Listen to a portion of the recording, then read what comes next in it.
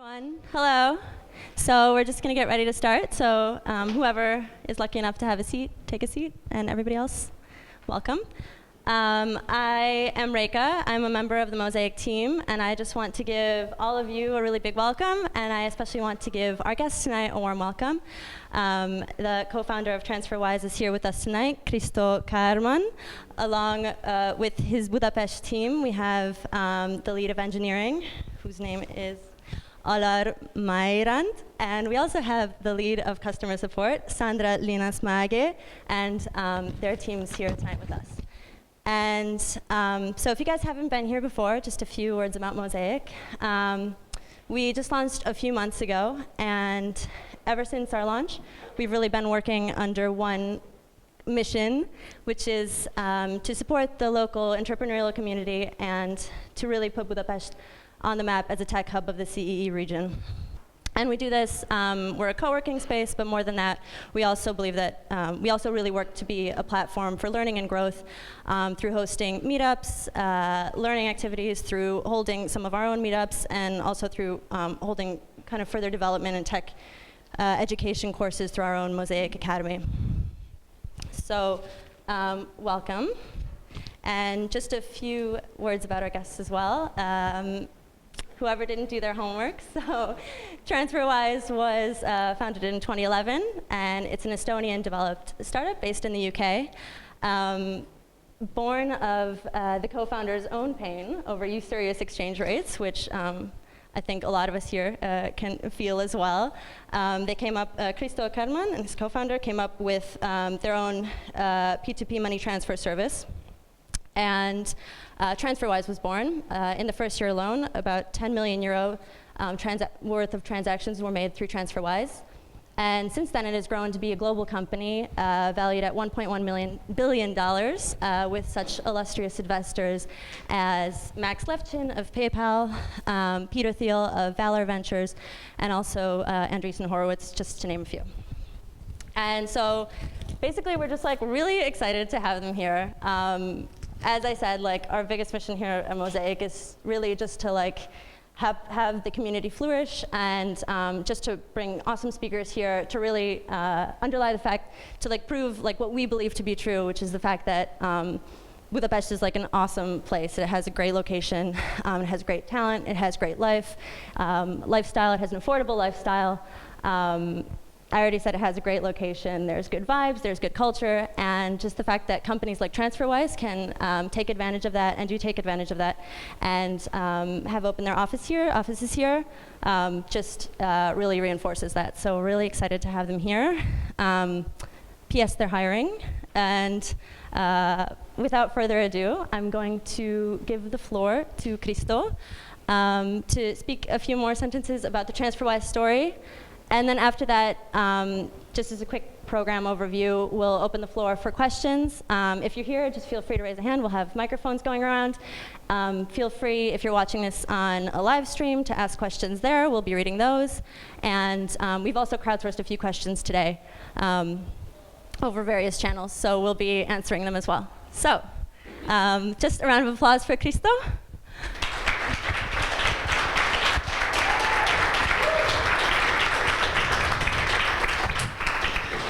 Thanks, Reika.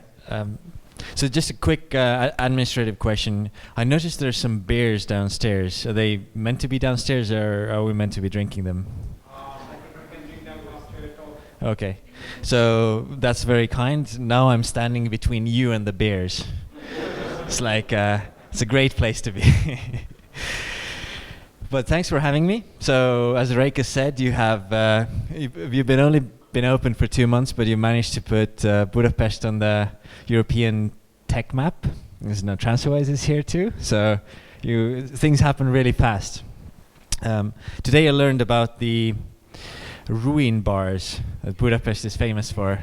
So apparently, this might be the reason why we're here. It's this talent thing, and then it's great weather, but there's ruin bars.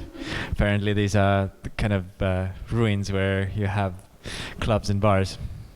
I haven't seen one, but I'm looking forward to finding out what it is.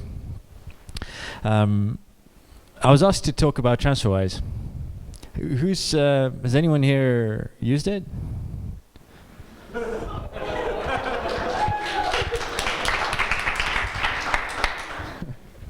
All right. What else? What else could I talk about?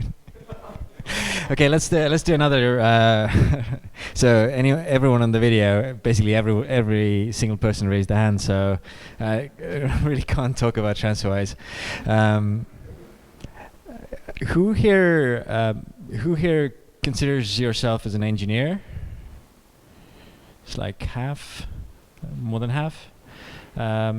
Who's working in a startup or is starting one? Oh wow, that's a lot of startup people. Who's not in a startup? Or who doesn't want to be in a startup? Okay, thank you. Thank you.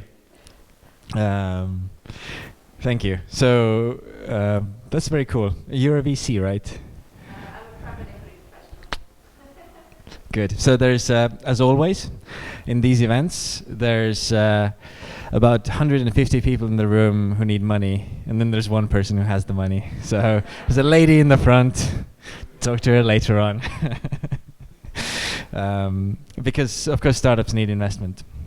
So I thought I'll talk about 15 minutes because I'm between you and the beers, and then we'll do questions because you're much better at knowing what I should be talking about. So the couple of things I was asked to talk about was, we can kind of consider ourselves we've done well in kind of the startup context, but the question is why? Like, do we know now, 5 years later, 6 years later, why have we done well? Like, what's the learning and what are the things that we didn't do very well? So I kind of reflected on this a little bit and thought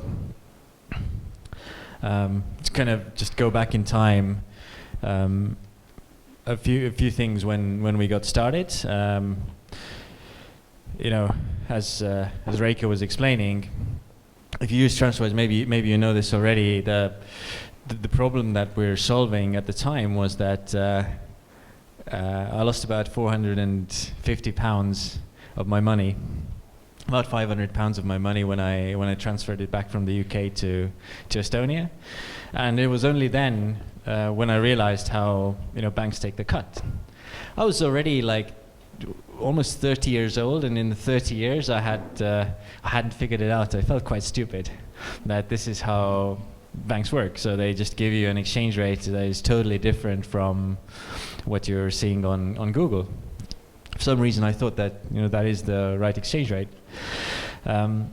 So back in the day, I had a friend who had the opposite problem. So what we started doing just to get around the bank was, I gave him my pounds and he gave me his euros. So we kind of managed to exchange money without going to the bank and without getting the bank's exchange rate, but we got our own. So we used the real Reuters exchange rate.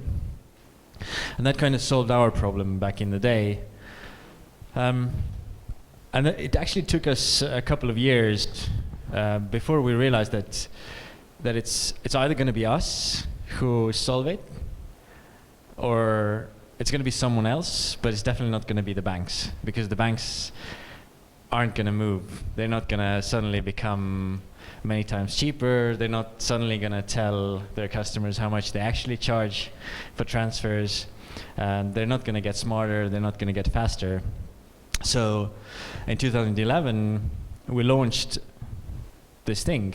It was initially very different to what you're seeing now. So it was it's a blog post on TechCrunch. It was literally a web page made by 2 Estonian dudes. And although one of them had worked at Skype, we didn't have any references really. So I was very surprised when 15 minutes later, someone put £2,000 on my account and said, can we send this to France? And then another 15 minutes later, some euros arrived on the euro account, and then some more euros arrived. So actually by the end of the day, we had a book of trades. So people were actually using the product. I didn't really believe that anyone's going to trust it, just a website made by two Estonian dudes. But they did. So that was a good sign. But actually going back now, I'm starting to realize that there was a more important indicator even. It wasn't just that people used it and they trusted it from the first day, but it was the amount of email that I got during that day. That was just incredible. It was hundreds of emails from people who said, I used to study in Canada, and I was moving money from US, and I needed something like this, and I was thinking that once I finish school, I'm going to build a system that does this matching between US students and Canadian students, so that they can solve the problem. And then I had people writing to me from Singapore. So everyone who wrote to me had that problem, but for some odd reason, they never got to solving it. And some of them were really happy that someone's come around and really trying to solve it now. Others were a little bit jealous that maybe I should have really gone for it. But for me, now looking back at it, the significance was that there was a real problem that we're solving, and I think this is this is something to be really lucky about when you're starting a business, and given that you're most of you are working in a startup and you're still employed, then I'm sure you've stumbled on something that is a real problem as well that you're solving. Otherwise, those startups are probably quite short-lived. The other interesting thing, so other than just kind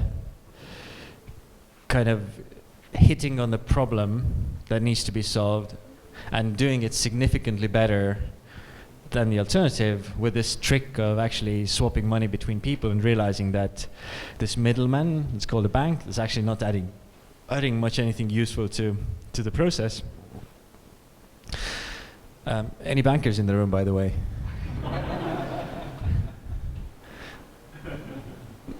My condolences. We kind of got that the problem is real, and that gave us quite a lot of boost. It was only later, so it started with the first £2,000, first few thousand euros. It was only later, once we started actually calculating how much the banks are taking on every transfer, and kind of adding the numbers up, we figured that it's about $500 billion a year. $500 billion a year is what banks take on this little foreign exchange markup. So it was only my £500 that got us to launching this, but globally it's like $500 billion. That was quite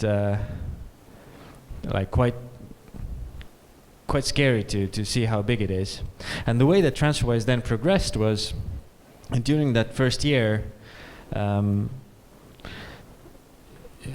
was saying that we moved 10 million pounds for people.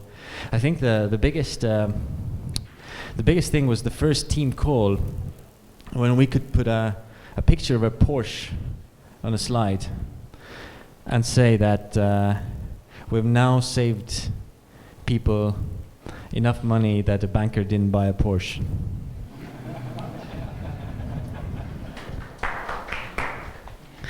But then that was great. So that was like, that's real. That's real. There's actually enough tangible value that we're taking away from a traditional product and doing it in a more efficient way, giving back to the owners of the money. Now the biggest number that we pride ourselves on is that every day, today included, when the sun sets on the west coast, we would have saved about $1 million today. So $1 million today is not spent on banks, but is spent on holidays, all the other good things, going to ruin bars in Budapest. So this is how TransferWise works. We kind of figured out that there's a problem that we're solving. This problem is that moving money is really expensive between countries and currencies. We figured out that there's a way to do it much, much more efficiently. We kind of think of an analogy. It's like moving money is just moving electrons. There's nothing really special about it. Money should move at the speed of light, which is instant, and it shouldn't really cost that much. So if you kind of believe that really moving money isn't hard, then it makes it much easier to figure out there must be ways of doing it so that it's not that expensive. And we figured it out. We're now in 60 countries, moving about $1 million. Moving about $750 million every month, but every day then saving about $1 million in bank fees. So how did we get there? Part of that was solving a real problem, but there are other two things that I think we were lucky with. First thing was solving the right problem. Second thing was about building. So realizing early on that it's not just going to be me or my co-founder who are going to solve the world's money problems. It's going to take much more people. So we're now 650 people, and we're across 9 offices. And that's probably been the hardest thing in my life that I've ever done, is bring this group together. And the reason that it isn't actually that hard to hire 600 people, but I really made it very hard for myself by being really, really particular in who are the people who I want to do this together with. So hiring TransferWise, it's you should all try it. You should go through this. It's quite an experience. There are sometimes 8-9 interviews. We try to avoid that. Try to get it sooner, and then people come back sometimes like 3 times, 4 times, and sometimes they get in like after the 3rd time. So I'm still interviewing every engineer that comes to the company, and a lot of, like, almost half the people that join now. And I really realized that actually hiring isn't hard. I just made it really hard for myself. But it's now starting to pay off. And the way that it's paying off is that the culture that we build in the company is being talked about quite a lot. I think in Europe we're certainly starting to be famous for it. Is that we're made up of independent teams who know themselves what needs to be built. So when we're an engineer in, say, currencies team, it's your job to figure out which country to add next. Like, Kristo doesn't know whether it should be Israel or Sri Lanka or Australia, but surely the engineer should figure it out. It's not that hard.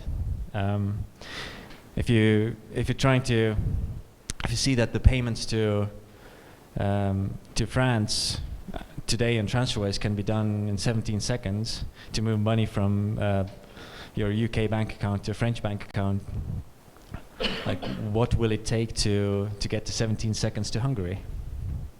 I don't know it, but I'm sure engineers could figure it out. So this is kind of the premise of how TransferWise works. So we're made up of, I think now, about 60 teams, all of whom have one common goal. How do we make money move around the world, like, almost free and very, very quickly? So speed of light is a little bit hard to achieve, but anything else that is between very quickly and speed of light. And they all have parts of that problem to solve. So this is the second part. And the third part that's it's kind of a learning for me, is related to the is related to the first part, and that is how do you get scale? So when you're a startup, it's pretty much the only thing that you're going to think about. How do you demonstrate that your product works? And usually, the way that you demonstrate is you have more visitors next month, and then more next month, and so on. And I think it took us a year maybe to figure out, or maybe a year and a half, that TransferWise really only works through word of mouth. So maybe actually I should ask you, where did you hear about TransferWise when you started using it? Did you like, who heard about TransferWise from a friend? Okay, well, not everyone. What are the other options? From Estonia. You're from Estonia. Facebook. Google. Okay. So there are a few others. So about half the people raised the hand that they heard from the friend. About half from, like, the remaining then split between Google, search, Facebook, etc. And actually, even in Facebook, what you don't know is that you're probably seeing the ads because one of your friends uses TransferWise. So it's almost by a friend. But the interesting thing is that about 2 years ago we found that a lot of people in Hungary started using TransferWise. So we always had pound, euro, US dollar were the most popular currencies, and suddenly Hungarian forint was the fourth one. We were really surprised. We didn't know much about Hungary at the time. Like, why would Hungarians use TransferWise? But clearly they're kind of smart people and want to save money, but why not Czech or Polish, but Hungarian? And so we could, by doing customer service, and kind of speaking to people, we figured out that there's this one guy called János who's been telling all their friends. So anyone here who heard about TransferWise from János? No. So you're maybe 2 degrees removed. So that's what happened with Hungary, as far as I know. Before that, I think it was the first year when we had. We suddenly started noticing that there's a lot of transfers coming from Spain and going to Spain, but not all of Spain, but in Alicante. Now, Alicante is known for a nice city for British expats to go to. And again, at the time, I was still doing customer service, so anyone called, I picked up. And I could trace back that there was this one dude whose name I don't know, an older gentleman who's using... is very, very active socially. And when people get older, they have a lot of time on their hands, so they get socially active, which was news to me. My parents are the opposite. But he basically appears that this guy had told everyone, literally everyone, who was willing to listen in Alicante, that they should be using TransferWise to send their pension over. So that these kind of things taught us. Not just, it was of course awesome. It was great, like people use TransferWise, people talk about TransferWise. But if you really then listen, what did this guy tell their friends? If you can figure out what it is that they talk about when they talk about TransferWise. This was, I think, there are two things, like gave us confidence to know what to work on speed, to work on cost, and how to make it easier, give people reasons to talk about the product. And actually, they don't even need to talk about the product. They don't need to talk about TransferWise. They actually need to talk about the problem that we're solving. They need to talk about this $500 billion, or their version of it, how much the banks take from their customers when they make international payments.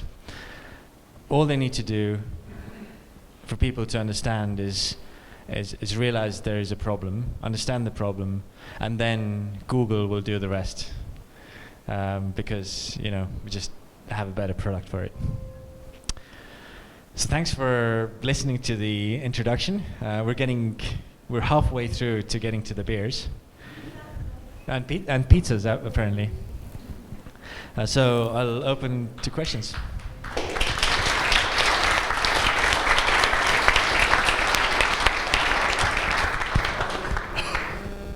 Thank you for the wonderful talk and the inspiring story. I'm pretty excited to ask my questions, the community's questions.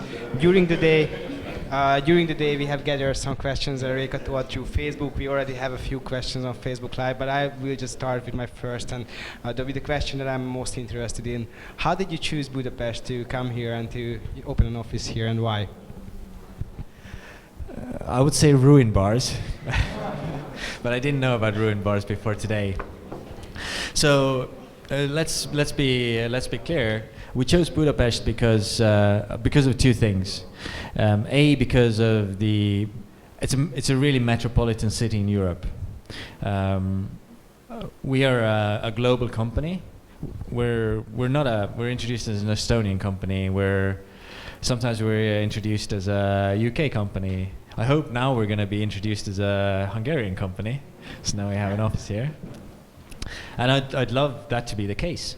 So our customers the people who use the platform come from 60 different countries, so they speak about 35 different languages. And wherever we are, we need people who speak the same languages, who come from the same backgrounds. And as far as I know, there are only a few cities in Europe that are that metropolitan, Budapest being one, Berlin the other, and I guess Budapest one. So we are all about ecosystem building. Let's stay on this topic a little bit. What do you think, what makes so strong the Estonian startup scene and tech scene? What made this magic that such a small country could produce a large number of success stories? That's thank you. As an Estonian, I should thank you. That is a very good question. I think most people in Estonia would say because it's so cold. There's some truth to it if you start thinking about it. So winters are really so cold that you need to work hard in the summer so you have something to eat in the winter. So it's usually like the Nordic people are quite they're very boring, but they're quite hardworking. So I think that's part of the truth. The other part of the truth is that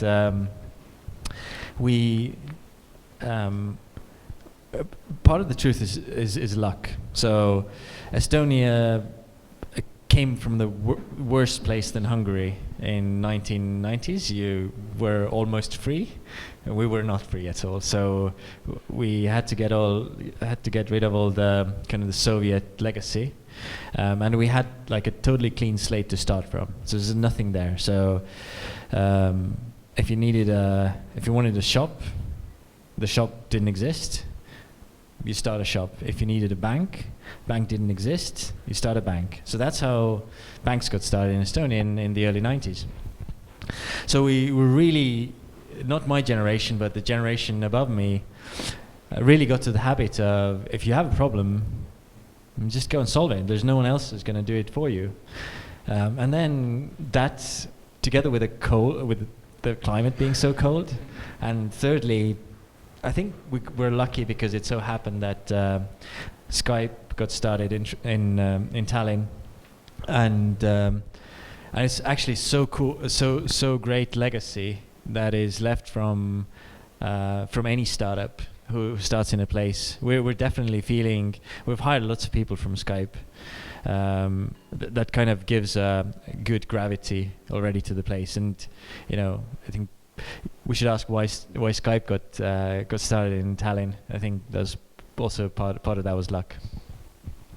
Last questions about locations. Could we hear your thoughts on Brexit and how does it influence your company?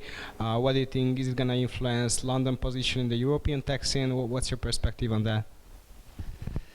So if this Brexit thing goes through, and we've said it before, this is really sad for me as a European, for me who's based in UK and who's started his company in the UK. Practically, I think it's more like from the business perspective for us, you know, some things are maybe more difficult. Most direct impact is probably less people want to move to London. Maybe no more people want to move to Budapest. So that's only that's the main impact from the business perspective.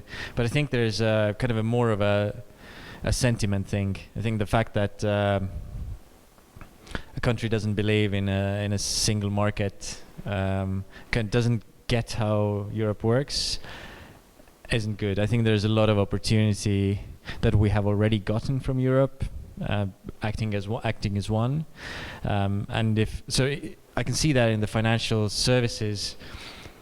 If the single market actually worked, the money that we pay for banking would probably split by half or 3 or 4 times. So there's huge value for the European people to get the market to work, just to things get more efficient, you get better products, but well, now it's just a little bit harder. Okay, we received a lot of questions about how do you manage teams on multiple locations, what's your approach? You briefly mentioned during your talk that you basically lead autonomous teams and cross-functional teams. Can you get a little bit more into that, and what's your approach on managing teams? Example like goal settings and this kind of perspectives. That's a good question. It's probably going to take quite a while, so let me try and be brief. Managing teams or teams working in different locations is actually very, very hard. So you've read about GitHub and the fact that it kind of tries to do totally dispersed. It's for me, it's just beyond me how that's even possible, because I know how hard it was to have our teams kind of working in different compartments. So I think it's fair to say that our first engineering team was in Ukraine. Alar, who is back there, was our first engineer in Tallinn, and now Tallinn is 60 engineers. So that has been a journey, and it wasn't, I think, until like a year ago that Tallinn really started working as an engineering center. And now we have London is a much smaller team, and adding one in Budapest, it's definitely going to be hard. One thing we've never allowed, actually from the beginning, there's no voice calls, only video calls. So everything is on video. We have offices connected on what we call Office TV, so you can see what's happening in other times. But video conferencing doesn't replace flying. So most people, most engineers would spend. So tech leads would spend probably 3 weeks in a quarter. In another location, everyone at least 1 or 2 weeks in a quarter in a different location. So we just travel a lot, and then travel, video calls, and then just getting very good at communicating. So telling everyone what you're doing. We're crazy on Slack. It's like it's too much Slack, probably. Yeah. Well, with Slack as well. So there are channels that are very highly policed. So, for example, updates about currencies, you get told off. So it's self-policing. If you post anything that is not absolutely relevant for, I don't know, euro cutoff times into that channel, basically you're going to be hit by a tank. Which is just no cat gifs. There are only a few channels where gifs are allowed, and that's fine. So people happily look at those channels and send each other gifts, and that's all fine. But they're kind of policing on channels. And actually, what's cool with Slack that it's for us at least, it's quite self-regulating. So we didn't come up with the rules, but the teams themselves realized that they're going to be overloaded with information and not so useful information if they don't police it. Okay, my last question, and I think after that we can open up for the audience. What was your biggest challenge in this inspiring entrepreneurial journey? The biggest challenge? So the biggest challenge of the whole journey. Whew.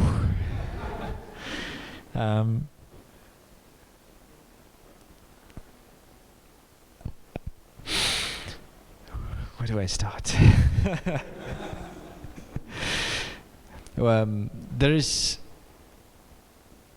There is a lot of challenges. I think it's like personally, it's always about how quickly do you learn new tricks.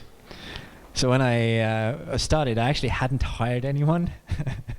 So now it's 650 people. That was quite hard. So hiring people, and especially as it made it so hard for myself. I'd never marketed things to anyone. So learning how marketing works, how people buy things. In the beginning, so practical challenge was I was really afraid of taking calls from customers. So I thought they will ask questions that I couldn't answer. But then eventually, if you take the call and you realize that you're helping someone solve the problem, and they actually love the tool that you've built, that was really, it's kind of more inspiring than it could have been.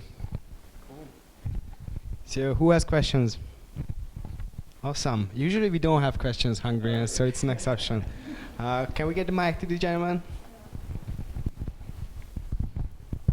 Hi, Kristo. I am Aaron, and my question would be that at the time you switched roles with your co-founder, and why was that, and what was that feeling in you that said that okay, now it's time to switch? There was no special feeling or anything. We've done things in parallel quite a lot, so we just switch around now and then. There's nothing really changes. We kept on doing what we were doing anyway, so it's quite a non-event. Thank you very much. More questions? Thanks. Hi. My question would be that you mentioned that you realized that the word of mouth helps you the most. So when you realized that, what were the actions you took? You mentioned that you had to listen to your customers more, but can you tell me like a few examples of actions? So one of the very practical things that we did was just very practically think, how can we make it easier for how we can incentivize people to talk even more. So that gave rise to our invite program. We have a small reward for bringing your friends onto TransferWise, which kind of makes sense that TransferWise works best the more people use it, the more volume goes through it, the payments get, actually in the long run, they get cheaper and faster. So people who help build that scale can be rewarded. So that's how we started an invite program. So basically, I think it was bring 3 people onto TransferWise, and we get a small reward for that. The other thing that actually I think the most powerful thing is that we kind of started doing things that wow people, not just things that are okay, not just solving like problems in the product. We started knowingly do things that wow. So actually it doesn't matter if your money moves from UK to France in 17 seconds or half an hour. Unlikely you would expect even half an hour. But if you do it in 17 seconds and you can see the kind of the hourglass going, and boom, the money's on your account. So this is a wow moment. We call it NPS 11, and NPS is short for Net Promoter Score. So Net Promoter Score is basically an industry standard. Who doesn't know? It's an industry standard for measuring how much people like the product. Is it basically asks the question from scale 0 to 10, how likely are you to recommend the product to your friend? Which is exactly like what word of mouth is about. So we thought, like if 10 is the end of the scale, like what would it take to get to 11? So that's the kind of the mindset that our like product teams and engineers started thinking about. And that's maybe the biggest learning. So it wasn't like a particular thing, but the whole mindset of the company went around, so how do we make even more of the wow effect, which actually, surprisingly, is about building a better product.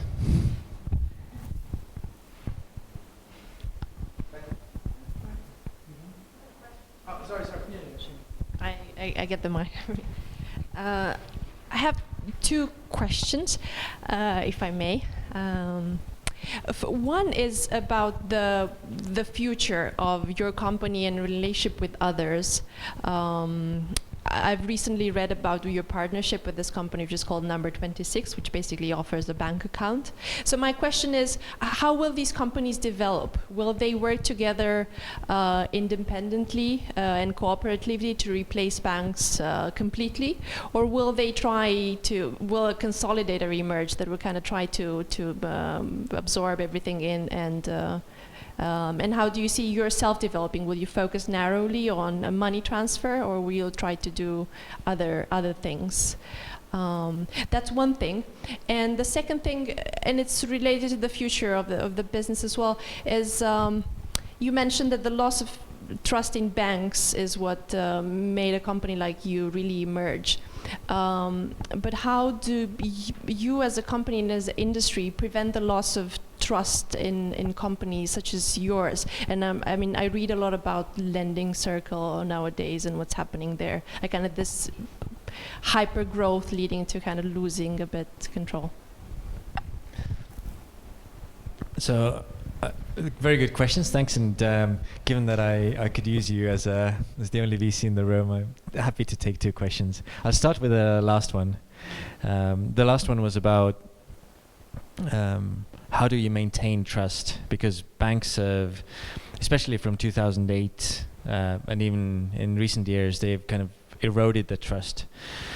So I can tell you in the very early days, we didn't have like goals or KPIs for the teams. We were a small team, like 10 people.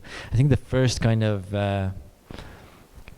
goals we set ourselves were two goals. One was grow, the other was don't fuck up. So grow, but don't fuck up. And that's how that's what we decided what to do. So we did things that kind of spread the business, but only those that didn't come at the cost of the other thing.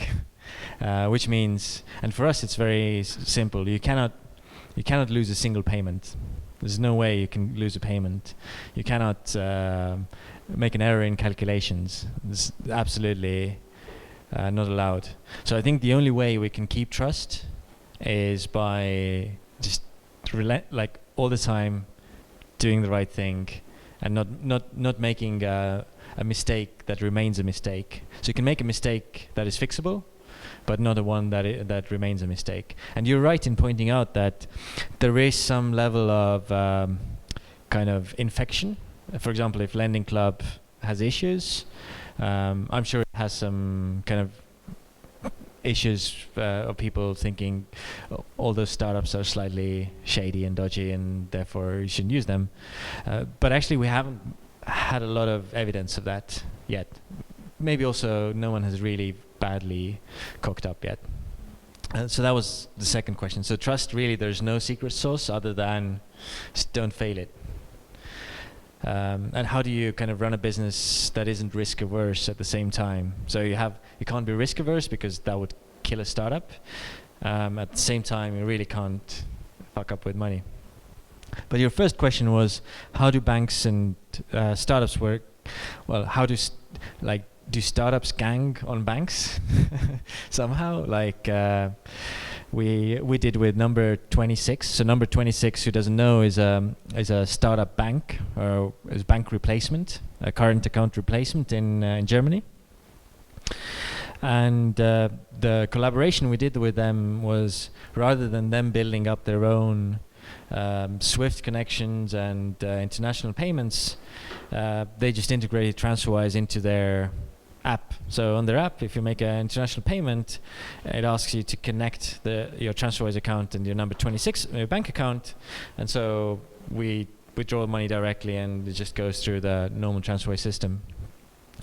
So I think, to be honest, I think these are quite unusual. I wish there was more, because what it means that also number 26 and another bank that's integrated TransferWise are the only two banks in the world that actually are transparent about the fees. So they exchange always at the mid-market rate, which is kind of part of the deal. I wish there was more of that. But I wouldn't hold my breath of like banks seriously working with us in this manner, especially large. I think there's going to be many more small ones, but I wouldn't hold my breath on large ones. So, and I think your question whether there's going to be verticals that get attacked, I think so. I think it's going to be blending, money transfers, consumer loans, etc. They're going to be attacked separately. Sure. Thanks. I also have two questions, if I may. No. The first one would be what your marketing sales teams are doing and how is it structured? And then the second is slightly related, is whether you consider yourself as a purely or mostly B2C company, and or you also step into B2B, and whether you have plans for more B2B activities in the future. So the second question is very easy. We consider ourselves, and it so happens that this problem is common for individuals and businesses. So we solve it for both. I think the product that we have now is more convenient for individual, or more directly convenient for individuals, but it doesn't stop businesses using it. So it's a little bit like Skype in the early days. You started using it to call your grandmother, and then you realized that actually you could also use it to call your colleagues elsewhere, and then it started kind of bringing it to your workplace. And the same happened with TransferWise. We have lots of businesses So it's more of a byproduct of the B2C. You don't do anything proactively to gain market share among businesses? So I think we do. We build a good product, and then businesses use it.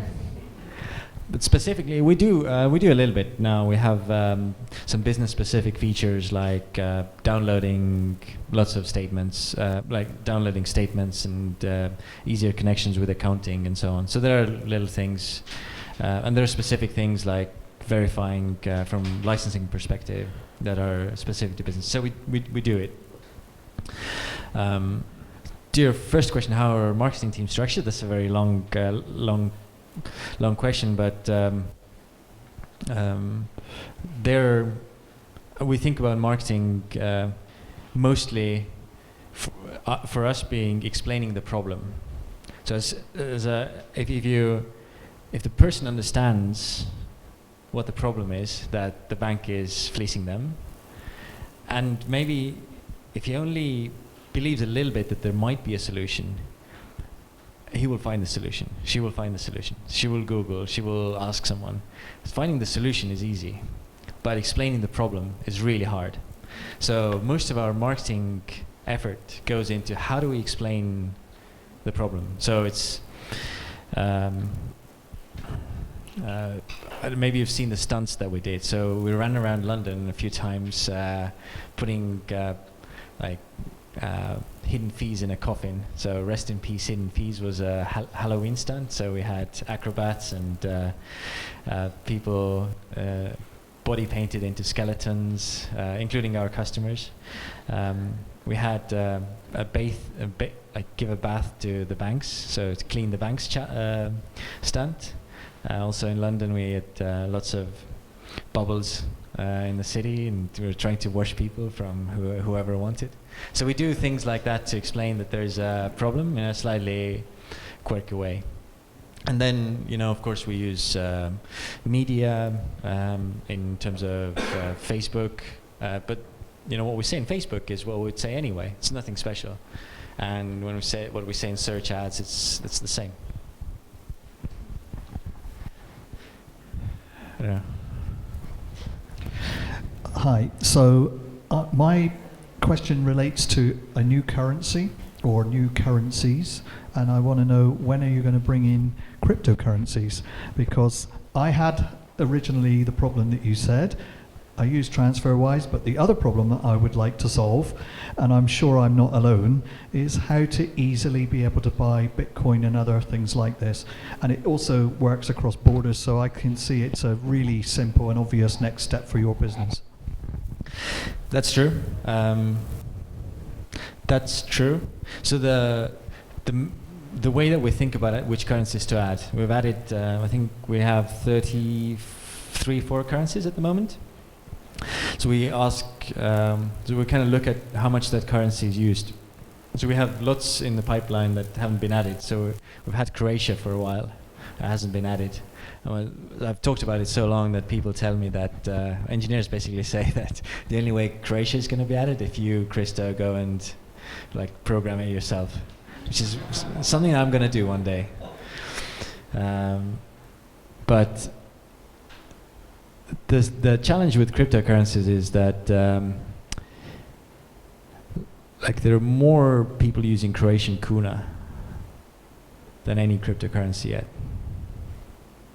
Well, I think the difference is cryptocurrency is where you have to make the move first. It's a bit like with Ford. You ask people what they want faster horses. But you give them the cryptocurrency and then it will take off, I think. That's a good challenge. So the story goes back with cryptocurrencies. There are two things. It's not super practical yet for as a payment reason. I hope that it will be one day, like you do. And the other thing is that unfortunately the financial systems are not ready for it yet. They're now better than they were 2013 when we closed Bitcoin, April 2013, I think. But they're not quite there yet. So I think what you ask for, that day will come. It's just not quite there yet. There's quite a lot of work for us to do with real currencies, and then also I think the world will get ready, and I think we'll have more use cases for cryptocurrencies as well. Because what we can't really help with is use cases.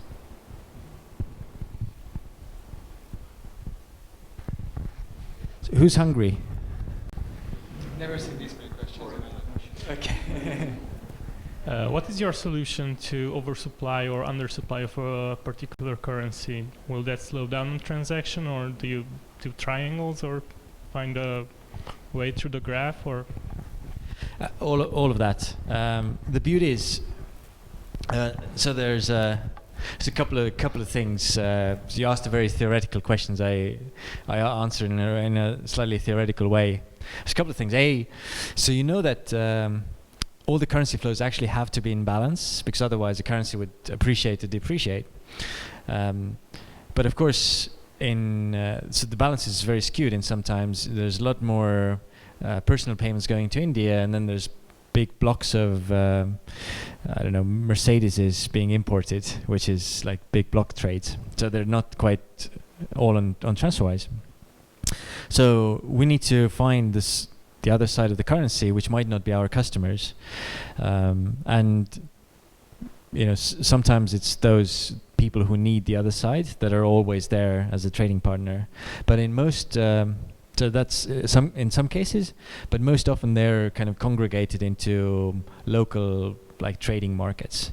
So there are local markets where you can buy or sell currencies at a large with large amounts. So basically that's how banks exchange liquidity with themselves, and it wasn't available for us in the beginning, but over time we got big enough so that we could actually use those markets. But we use triangles as well, as you proposed. And we've done some other tricks in the past to kind of dynamically manage the supply and demand a little bit. But eventually we figured out that people really care about the speed. So they really want the money to move, and they don't care so much how it happens. So we kind of use a hybrid solution that we can do. Hi. So my question is related to your trust and focus on customers. So we have this trend of everything the web dividing either to Microsoft, Google, and these acquisitions happening. So has there ever been an exit strategy for you, and has it ever come to thought, and how will it interplay with your focus on customer and your trust with them? So this is it's a good question. We don't think about it too much because we've never needed an exit strategy as such. We kind of quite quickly realized that this thing is sustainable on its own, so there's no real need to exit. And I think it's very so. For an exit strategy or such, you need to think like, why, like who's the partner or what's the brand that would make TransferWise better? And I don't think it's that easy. I think we're getting like so good as a brand ourselves that it's not, and we're kind of building the trust ourselves, that it's not so necessary to think about a kind of a trust building exit strategy. I see that's what you're asking. Like, would you see that a partnership with someone or operating under a different brand would be more trustworthy, hence more efficient, cheaper, and so on? But it's a good question, but I don't think that we have a need for that, or that there would be an obvious solution. I think let's take two more questions, and then we're drink the beers and pizzas downstairs. Yes, I just wanted to ask, how do you see do you have any strategy for a possible future when banks reduce dramatically the transaction costs internationally?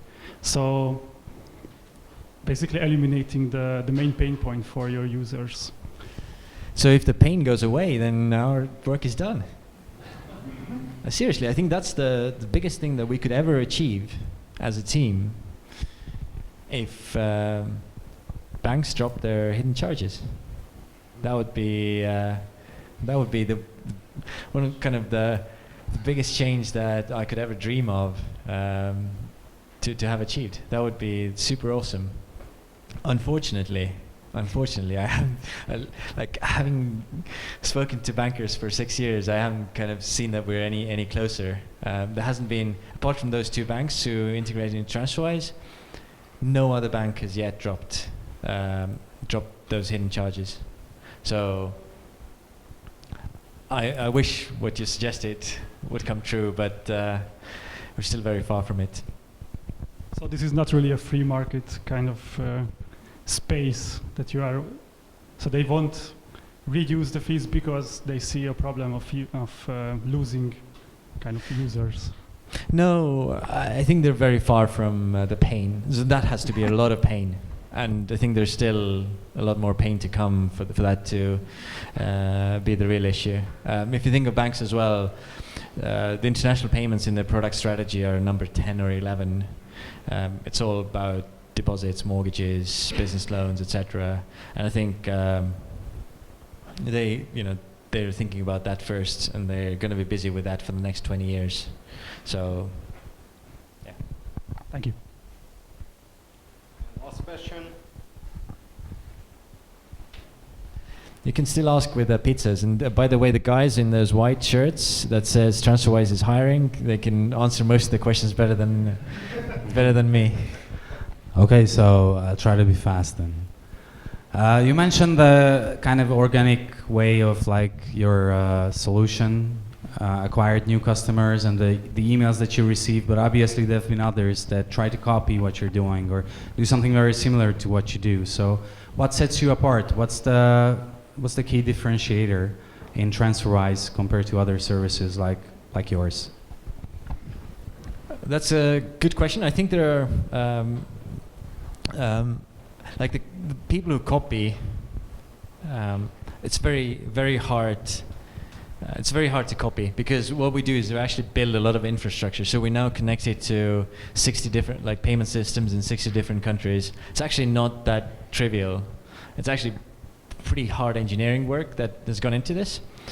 but not just. So hitting us on price and speed is getting very, very hard for the copies, and the copies don't really live very long. There was a company that started similar time to TransferWise. They were called Currency Cloud. They're still working, they're still operating. So that was an interesting one because we kind of started at the same time, and we found out about it. I found out about them actually a little bit later. The reason why I think TransferWise worked better was that they went for kind of creating a market. So they, when you use their product, you basically set the exchange rate at which you're willing to transfer, and then if other people set the exchange rate, then it kind of works as a market, so they can set a common exchange rate. And I actually considered such a setup in the beginning, that maybe we should have a currency market, but then quickly realized that actually there's so much volume of currency that going through the Federal Reserve and UBS trading with Deutsche Bank that you can't really create a new market. So what you have to do is you take the exchange rate that is there, that is available on Reuters, that is true, and you build around it. So you don't try and create a market. So for example, there's I think one case that I can think of where the product design made a difference, where TransferWise, part of it was just TransferWise having a simpler and kind of better product design. Thanks a lot, Kristo. Thank you. Thank you.